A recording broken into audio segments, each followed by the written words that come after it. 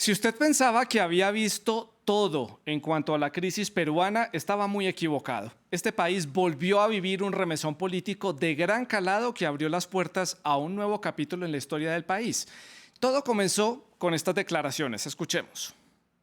Convocar en el más breve plazo a elecciones para un nuevo Congreso con facultades constituyentes para elaborar una nueva Constitución en un plazo no mayor de 9 meses.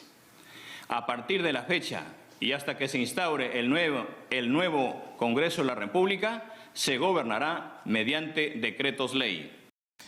La pregunta es ¿cuánto durará ese nuevo episodio? Les presento entonces un resumen de los hechos recientes ocurridos allí en Perú. Esta nueva crisis dentro de la crisis comenzó con el anuncio de Castillo, como lo veíamos, de disolver el Congreso y la instalación de un gobierno de emergencia con el que Castillo buscaba gobernar por decreto, convocar a nuevas elecciones parlamentarias y redactar una nueva constitución. Solo unas horas después, los parlamentarios en una sesión extraordinaria aprobaron la destitución de Castillo. Para el cierre de la jornada, Dina Boluarte asumió como presidenta interina ante el Pleno del Congreso. Boluarte tiene una enorme tarea por delante, un enorme reto, liderar un país prácticamente ingobernable y generar consensos entre los sectores políticos de ese país. Estas fueron sus palabras al ser juramentada en el cargo. Escuchemos. Asumo el cargo de Presidenta Constitucional de la República, siendo consciente de la enorme responsabilidad que me toca, y mi primera invocación, como no podía ser de otra manera, es convocar a la más amplia unidad de todas y todos los peruanos. A esta hora entonces uno se pregunta cómo está la situación allí en Perú. Entonces veamos, pues bueno, Pedro Castillo está detenido por las autoridades. La Fiscalía peruana ya inició una investigación para abrir un caso en su contra por las declaraciones dadas y podría ser acusado por delitos de rebelión y conspiración. En resumen, Pedro Castillo se suma a esta lista ya de presidentes de Perú que no logran terminar el mandato. Estuvo solamente 16 meses en el poder. Enfrentó 2 mociones de censura que no prosperaron en la votación, pero esta última, la tercera, que tal parece fue la vencida, encontró argumentos suficientes para que los legisladores votaran 101 votos a favor de la destitución por incapacidad moral permanente. Ahora, una mujer, la primera en la historia de Perú, está al mando de este país. Dina Boluarte tiene, como lo decía, ese reto de unir un país que está completamente polarizado a nivel político y a nivel social. También buscar una forma de salir de esta crisis política, generar consensos y, sobre todo, darle rumbo a Perú para que tenga un norte definido. Tiene hasta el 2016, fecha en la que debería de haber terminado el mandato Castillo para poderlo lograr. ¿Qué tanto margen de gobernabilidad entonces tendrá Boluarte? Está ahora en el poder, pero la pregunta que surge es ¿por cuánto tiempo? ¿Cuánto pasará para que el Congreso de ese país inicie los trámites para también destituirla como ha pasado con los otros mandatarios?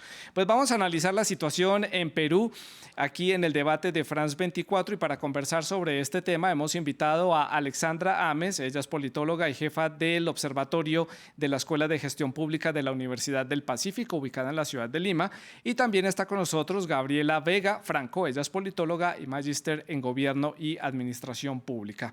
Nuestros televidentes, ustedes ya lo saben, son parte de este debate también. Son importantes todos sus comentarios y sus preguntas que las pueden hacer a través de las redes sociales. Estamos en Twitter, en Facebook y en Instagram.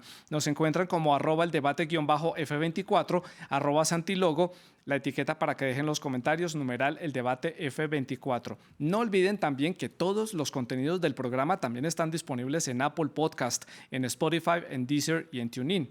Agradezco a todas las personas que nos están escuchando a través de estas plataformas.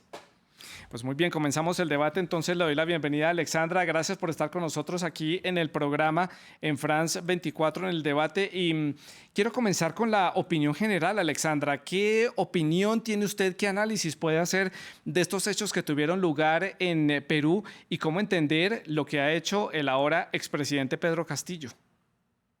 Bueno, gracias por la invitación.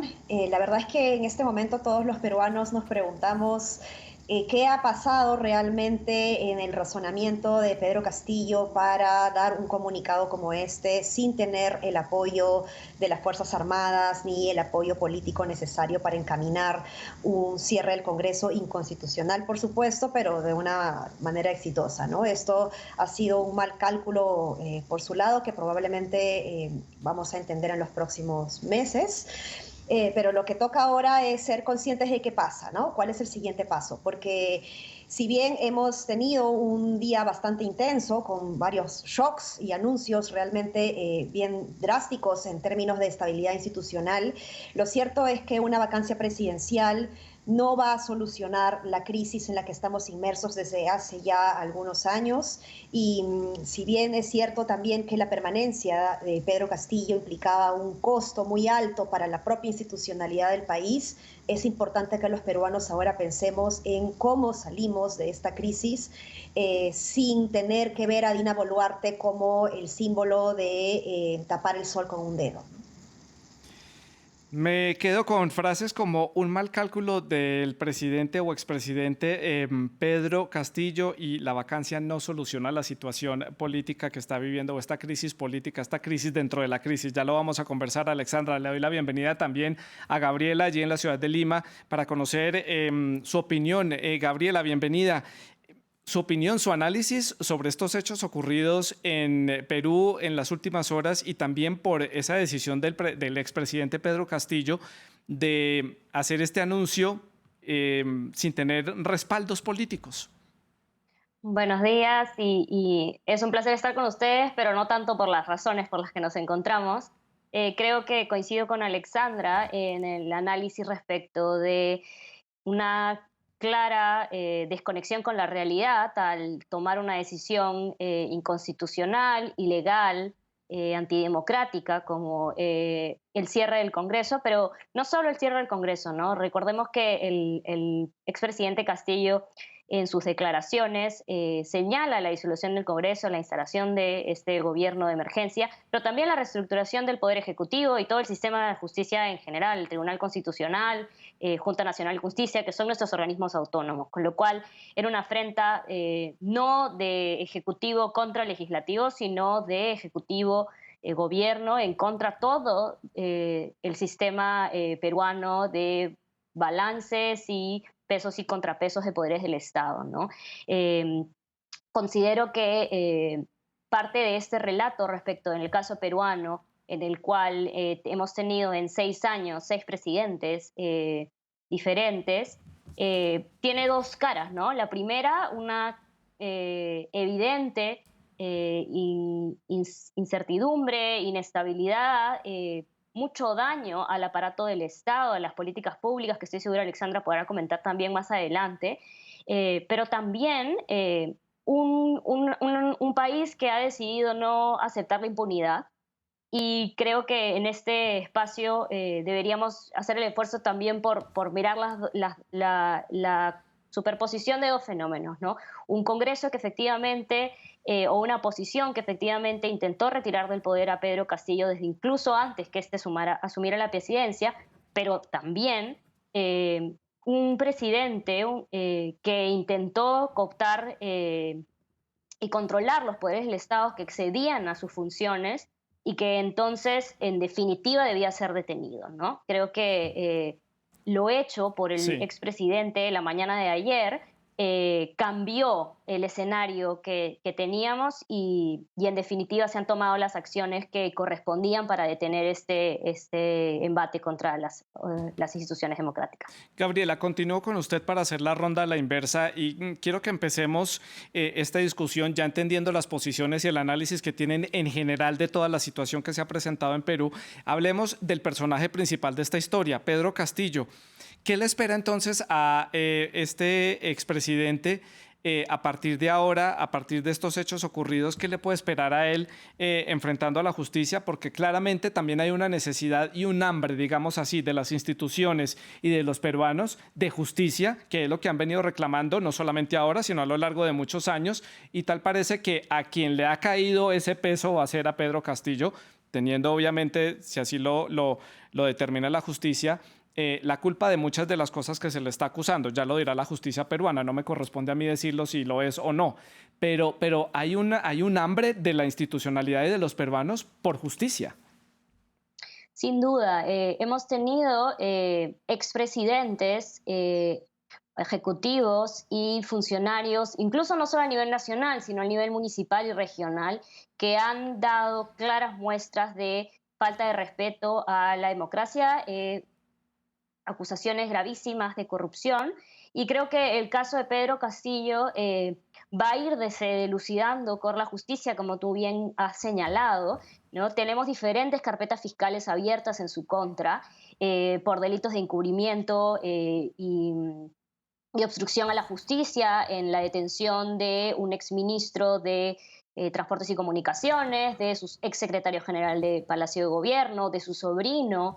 Tenemos acusaciones en contra a ascensos irregulares, también el caso último que vimos la mañana de ayer, de hecho, mientras él hace su anuncio en un nuevo escándalo en el Ministerio de Vivienda. Entonces, tenemos diferentes niveles de acusaciones, de casos de corrupción, en los que ya en la última fase de estas corroboraciones y estas declaraciones que han hecho colaboradores eficaces, se le involucra directamente, pero tenemos este caso ya flagrante de las declaraciones de ayer, con lo cual Pedro Castillo enfrenta una serie de investigaciones que tomarán un tiempo más largo, pero hoy ya no solo se trata de esto, sino se trata de una detención en flagrancia, que es lo que vivimos ayer en las calles de Lima, la detención en manos de la policía y hoy ya la evaluación de su denuncia. Alexandra, ¿cuál es su opinión? ¿Qué le espera entonces a Pedro Castillo? Y le extiendo un poco más la pregunta. ¿Esta era la mejor salida que tenía él para la crisis que llevaba presentando en estos 16 meses de gobierno? ¿Era el mejor paso que podía dar el presidente? ¿O de verdad Pedro Castillo estaba consciente que este era un paso que le podía solucionar el escenario político? Hay quienes dicen que claramente esta fue la evidencia de su desconocimiento de la institucionalidad y de la gobernabilidad y del peso que representa ser un presidente de un país. Mostraba desconocimiento precisamente del proceder legal y de la situación. Pues cualquier decisión que él pueda haber tomado iba a conducir sin lugar a dudas a ser detenido. Yo creo que sí era consciente de que él iba a terminar su mandato y que iba a salir del Palacio de Gobierno embarrocado, ¿no? Perseguido por la justicia. Sin embargo, dentro de este proceso de polarización en el que nos hemos encontrado, la narrativa que su gobierno ha creado y que me parece él mismo se la ha creído, va alrededor de la lucha de clases y de una derecha que lo persigue constantemente, lo cual dentro del país tenemos que reconocer que hemos tenido una derecha dentro del Congreso bastante obstruccionista, por cierto, pero lo cierto es que Castillo no ha sido capaz de enmendar sus propios errores y de enrumbar el país con las políticas públicas adecuadas para cumplir con las promesas electorales a favor de los más pobres del país. En lugar de eso, lo único que hizo fue victimizarse y eso le impidió tener la claridad suficiente para tener mejores salidas a favor del país. Si él hubiese actuado con un interés genuino de realmente implementar políticas públicas para cerrar las brechas de desigualdad, hubiese sido la historia distinta para él, ¿no? Hoy día él está perseguido en la justicia y no es ninguna novedad, como dice Gabriela Vega. Tenemos también gobernadores regionales y alcaldes que están en esta situación y que no han podido terminar su mandato. Y esto es algo que puede generarnos mucha desilusión. De hecho, la corrupción y la crisis de desconfianza en las instituciones son dos fenómenos que se retroalimentan y que generan el populismo, que finalmente termina por fortalecer esta polarización que tenemos, no necesariamente alrededor de las ideas, sino de otros versus nosotros, ¿no? Alexandra, usted habla de la victimización de Pedro Castillo a lo largo de estos 16 meses.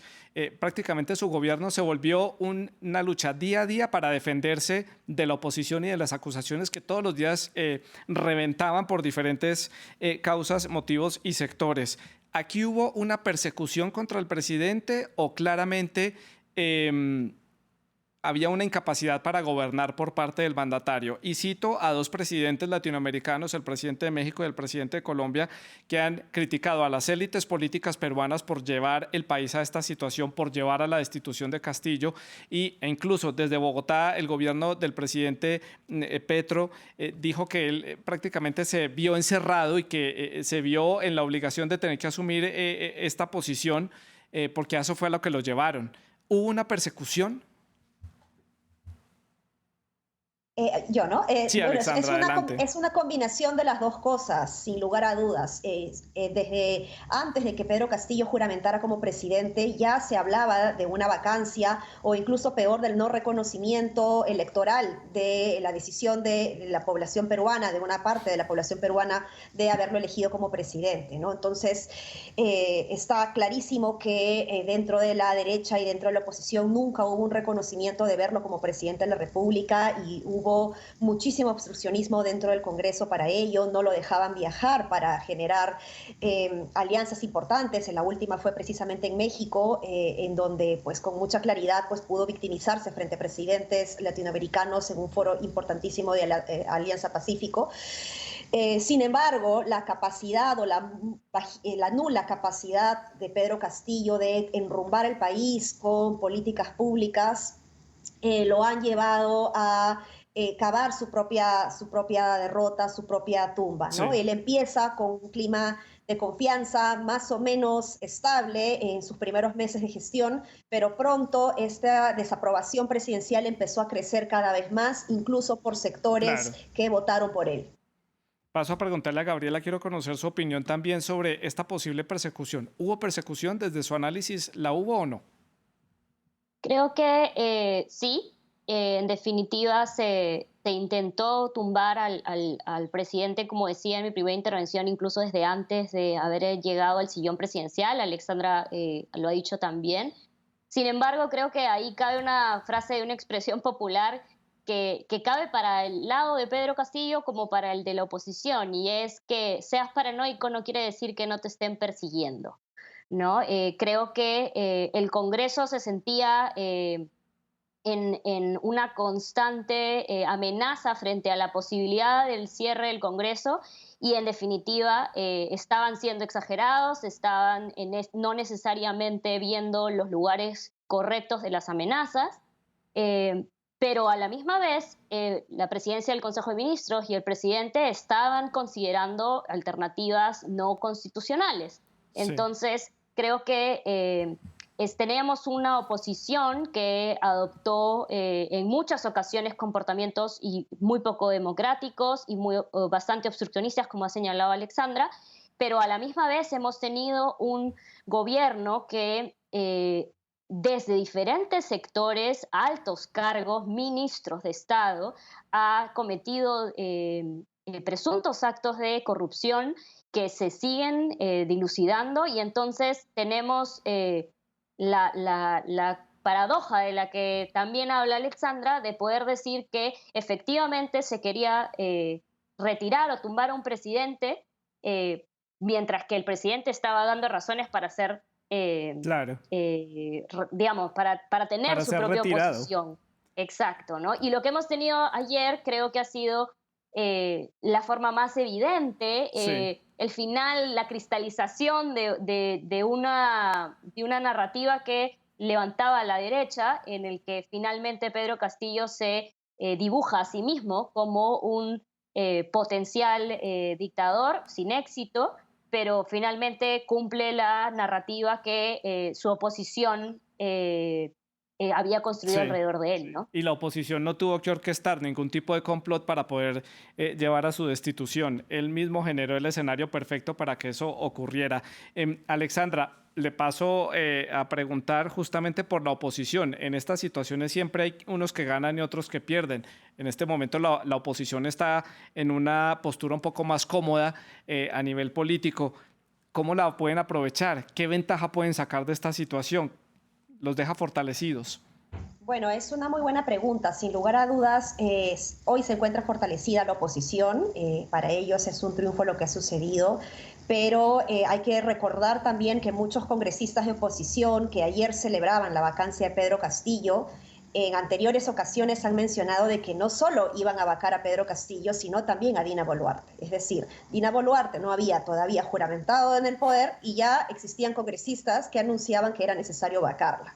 Entonces, vamos a vivir una especie de, no primavera democrática, pero sí verano democrático. Estamos entrando ya en verano en el Perú. Yo me imagino que en un par de meses vamos a volver a ver sentimientos o acciones poco democráticas y obstruccionistas contra la propia Dina Boluarte. Lo que le toca a la oposición ahora en realidad es tratar de generar un consenso a favor del país, porque lo que hemos visto en la lección que podía sacar tanto la derecha como la izquierda en el Perú es que ante una situación como esta, cada vez que intentan ganar por sus propios intereses particulares, terminan perdiendo más de ellos mismos, ¿no? Entonces, lo importante aquí es que la derecha sea consciente de que si muestra dotes de apertura democrática, de generación de consensos, de insertar agendas y de hablar, de debatir de agendas, de ideas a la solución de los problemas públicos, que es lo que necesitamos y no tenemos, pues la derecha puede ganar mucho más piso para fortalecerse y lograr salir elegidos en las próximas elecciones. Pero mientras siga cometiendo este obstruccionismo, lo único que van a lograr es ser espectorados del panorama electoral. Lo que vemos es como un déjà vu que se repite y podemos estar ante otro gran déjà vu, otro escenario de una vacancia en los próximos meses. Por eso hacía la pregunta al inicio del programa: ¿por cuánto tiempo podrá gobernar Dina Boluarte en este país suramericano? Gabriela, hablemos ahora de la otra cara de la moneda, como me gusta decirlo en este programa, y es la izquierda peruana. Queda gravemente herida después de este episodio. ¿Cómo se presenta entonces en el panorama político esta izquierda que llegó con mucho ímpetu después de unas elecciones muy reñidas frente a Keiko Fujimori? Pero ¿cómo la deja después de este episodio? Creo que tenemos una izquierda bastante golpeada. Estuvo golpeada, de hecho, antes de las elecciones de 2021.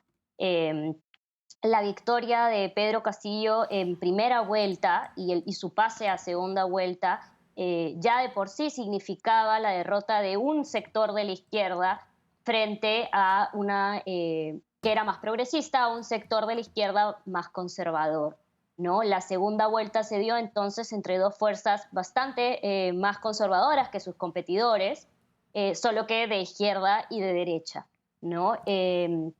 A la hora de poder ver el gobierno, hemos encontrado que fuerzas de izquierda estuvieron del lado de Pedro Castillo en la constitución de su gobierno y a lo largo de estos meses.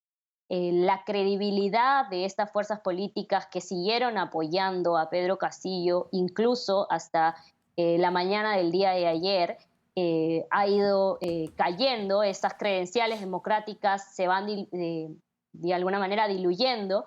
Pero creo que una cosa que deberíamos tener en el debate y poner sobre la mesa también es cómo la ciudadanía no necesariamente está del lado ni de la derecha de oposición ni de la izquierda gobernista o aliada del gobierno, ¿no? Esta crisis y este escenario, si bien puede ser leído como una victoria, como señalaba Alexandra hace un momento respecto del Congreso de la República, la verdad es que nos tiene en medio de igual manifestaciones en contra de Dina Boluarte y de la izquierda a la que ella representa, gobernista del partido de Perú Libre, aunque ella no sea miembro actual de esa agrupación, mientras que existen otras manifestaciones en contra del Congreso que permanecería en sus cargos. Entonces, creo que una de las cuestiones fundamentales del momento que vivimos en el país es una crisis de legitimidad de los actores de gobierno a lo largo de todo el espectro.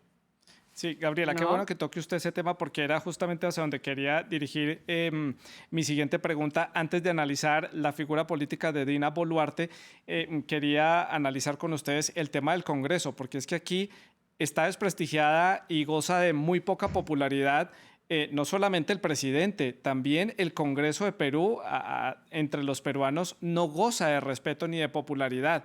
Entonces, aquí prácticamente ellos se han logrado proteger un poco y han salido bien librados, digamos, de ese descontento social, porque había un foco principal y era el presidente, era sobre el que recaía la atención, pero el Congreso no goza tampoco de prestigio entre los peruanos y tiene una pésima imagen debido a su mal rendimiento y su mala labor.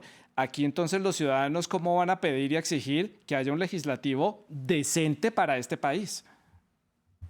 Pues ese es el reto. Perdón.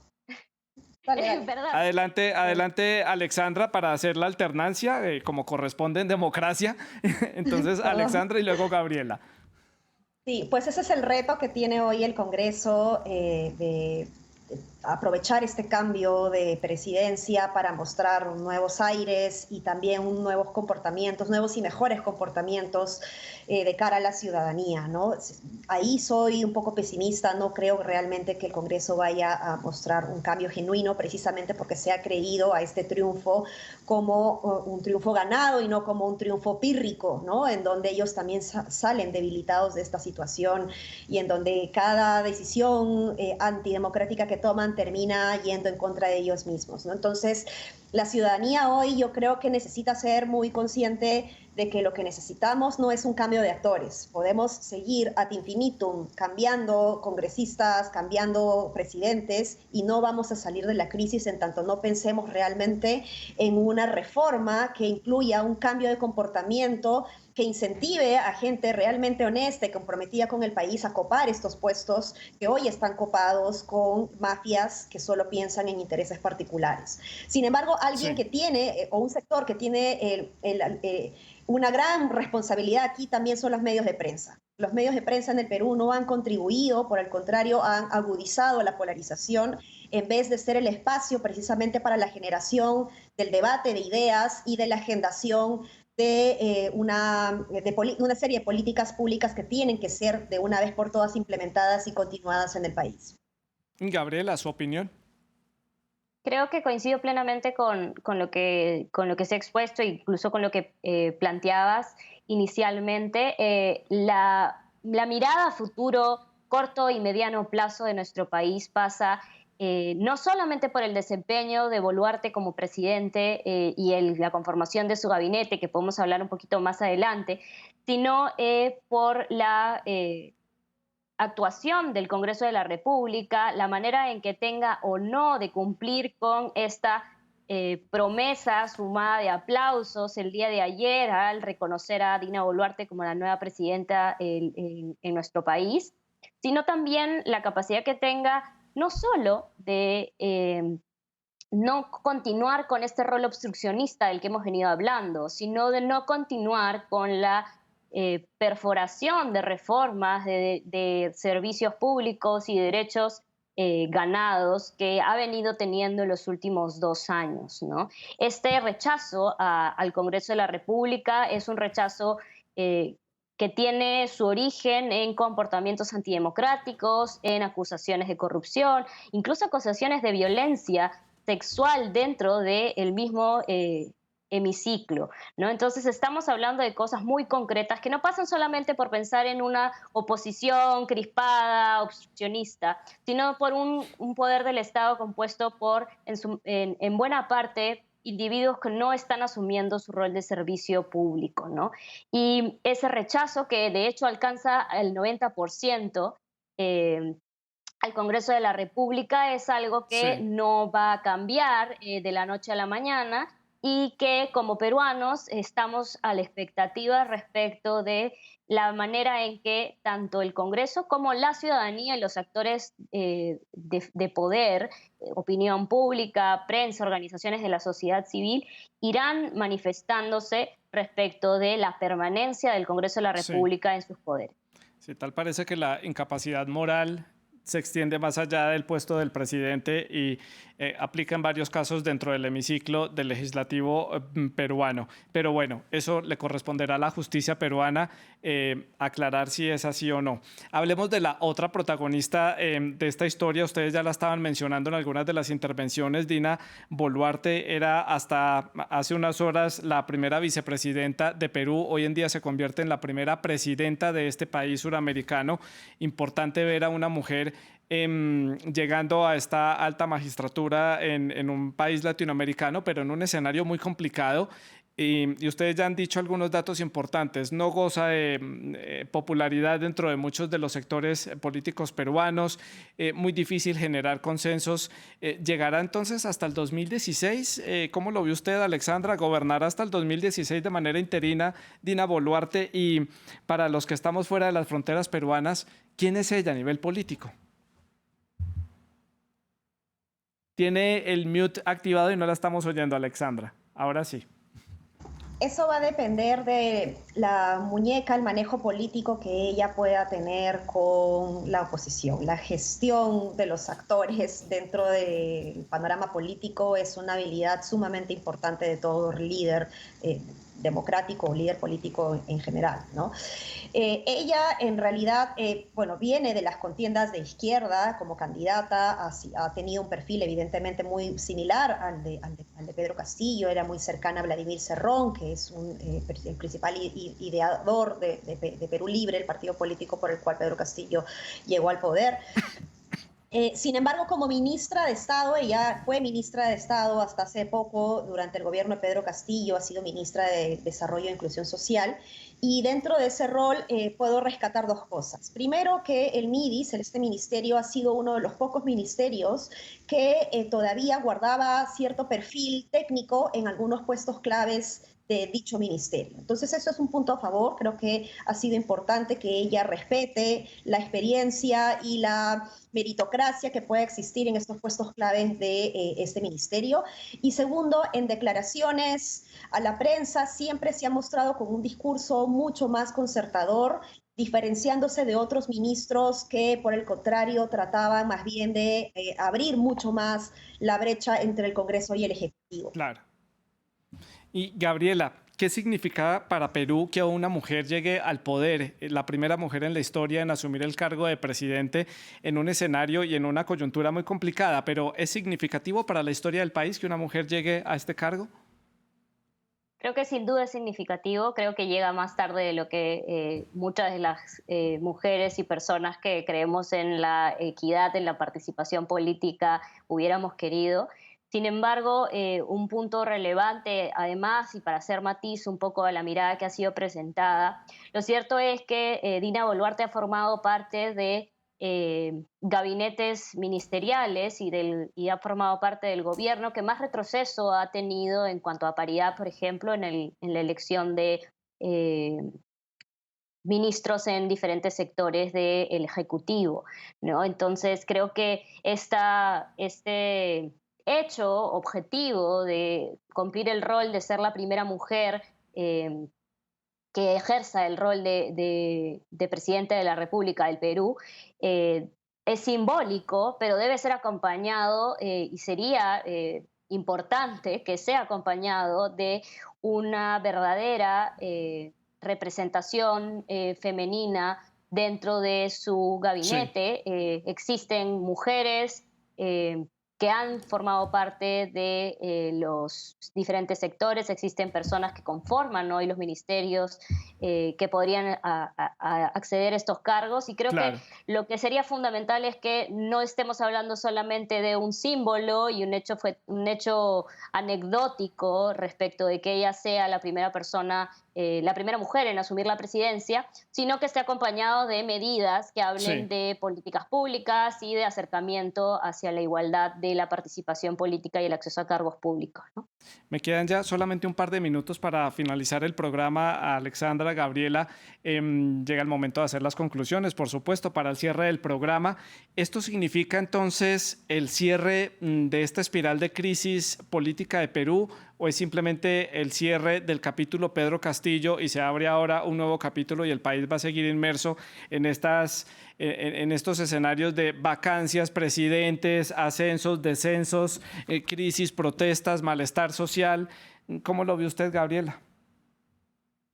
Creo que es una pregunta bastante difícil. No tengo una bola de cristal para poder saber qué es lo que va a pasar en nuestro país. Sin embargo, lamentablemente, sin duda, la crisis política excede al apellido Castillo, y lo que hemos tenido es simplemente la separación de uno de los actores relevantes en esta crisis, más no de todos, y además tampoco el cambio en las estructuras, los incentivos y las organizaciones detrás de esta crisis. Como señalábamos, es una crisis que tiene que ver con valores, que tiene que ver con Sí, estructuras, con incentivos, con prácticas. Entonces, en definitiva, estamos culminando este capítulo, esta temporada de la crisis, pero claro. continuamos intentando en esta construcción democrática, y me inclino a pensar que efectivamente seguiremos en un escenario convulsionado, pero no necesariamente creo deberíamos verlo como